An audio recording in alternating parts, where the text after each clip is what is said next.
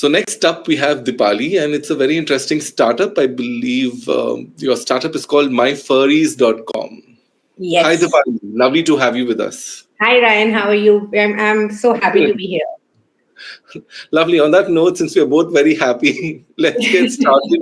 And can you just tell us about your what MyFurries.com? Yes. So MyFurries.com is a animal wellness platform. Basically, we are a veterinary healthcare startup. Now, what it means is that we are trying to enable pet owners, animal caregivers, and veterinarians. We are all of them together onto our digital platform so that the veterinary healthcare becomes more accessible and more affordable. Okay. Yeah, I have a lot of other questions too, but I was reading up on your website earlier and I heard that you were doing a sort of mobile calling, telecalling for pets, to train pets and stuff, right? I mean, how does that work? Sorry, I had to go with that question because I couldn't understand how does someone train a pet via, a remote setting? How does it work? Do tell us. Yeah. So to answer that question is, see, the thing is, ultimately, the bond has to be between the pet owner and the pet. So the real work has to really happen between the owner and the dog or a cat or whatever animal you're trying to do. So what we are enabling is that we tell the pet owners step by step way that what exactly they need to be doing. So physically, we show them, at the other end of the, screen that this is what they need to do, and then we actually make them do the same thing with their dogs or cats. So what that actually does is that it builds a better bond than otherwise when the trainer goes home. So what we have seen is that when the trainer is there with the dog or the cat, what happens is the dog is doing absolutely everything you expect them to do, and the moment the trainer is away, when it comes to the dog owners, they just don't behave the way you want them to do. So in fact, what we have realized is this is more effective way of doing it because it is building a better bond between the pet owner and the pets. Oh, that's But wonderful. but in case there are many behavioral problems which are like a little critical. For that, online will not work. For that, we will have to actually go to in person and then train the dogs.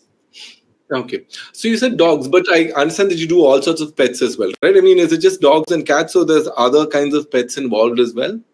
So when it comes to dog training, essentially, dog training is just one of a category that we do. Our larger or the primary focus category is healthcare. So in healthcare, we are looking at all kinds of animals. So, small animals that we cater to dogs, cats, rabbits, hamsters, so on and so forth, which is essentially, you keep them as a pet. We are also talking about livestock or farm animals. We are also providing healthcare solution and services to these kind of animals as well. So you mentioned all sorts of animals as pets, right? What was the most interesting pet you've come across in your experience so far?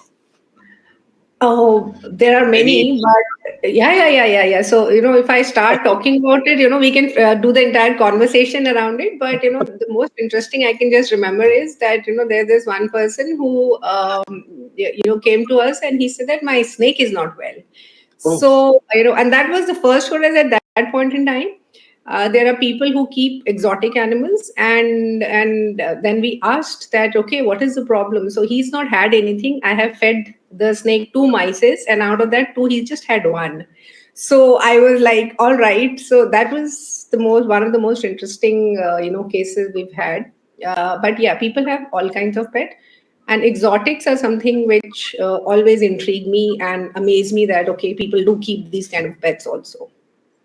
what's the Indian pet market like? I mean, I know we're not as obsessive as Japan and all of a lot of the other countries that we see, right, who are completely obsessed and spend phenomenally on the pets. But what's the Indian market like? I mean, from where you operate?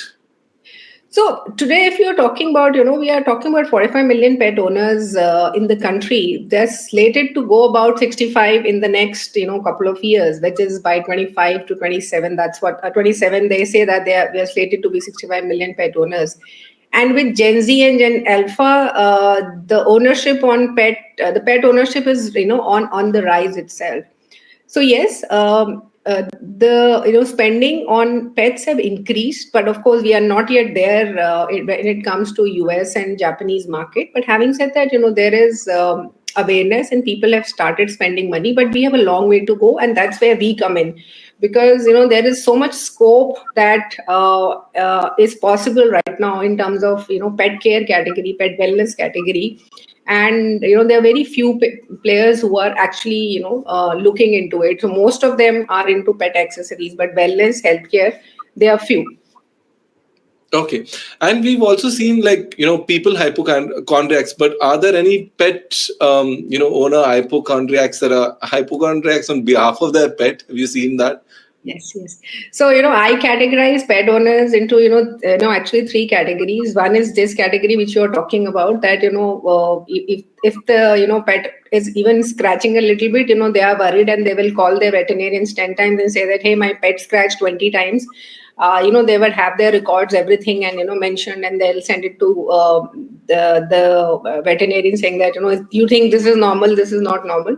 Second kind of pet owners are those pet owners who are they're okay. They will obviously go to a veterinarian when it is required, and they'll be up to date with vaccination. And the third category is that you just have a dog or a cat at home and you just feed them something, and that's what it is. So yes, you have hypochondriacs who are pretty much there. Okay, excellent. So let's move on to some other thing. I mean, another great thing is that you are a woman founder as well, and that's so superb. Congratulations. There are not many examples. We need more examples out there, and it's lovely to hear your story as well. So what have been the challenges for you? Did you face any different challenges as a woman founder? So in fact, there are two things, I can talk about here. There are challenges. So you would know that, when you are going out in the market and trying to talk to people when it comes to investing and raising funds, it is a little challenging for women founders. There are only 2% of women founders or women-led organizations that get funded. And that holds true for us also. And the second, I think also would say that, I'm a woman founder and I'm an experienced woman founder. So I have about, 25, 26 years of experience with me. So that combination also, I see a lot of people are not able to relate to it, because, when people actually are, moving out of their careers, that's what I decided to start my own startup. So, these are the two things which have been a little challenging for us. Excellent. And also, so when it comes to building your team, right? I mean, you want to scale and you want to be pan-India, and I guess tech and all of that is a very important role, right? I mean, leveraging tech, leveraging social media, and all of that. How have you built your team, and what sort of qualities have you looked out for in supporting roles?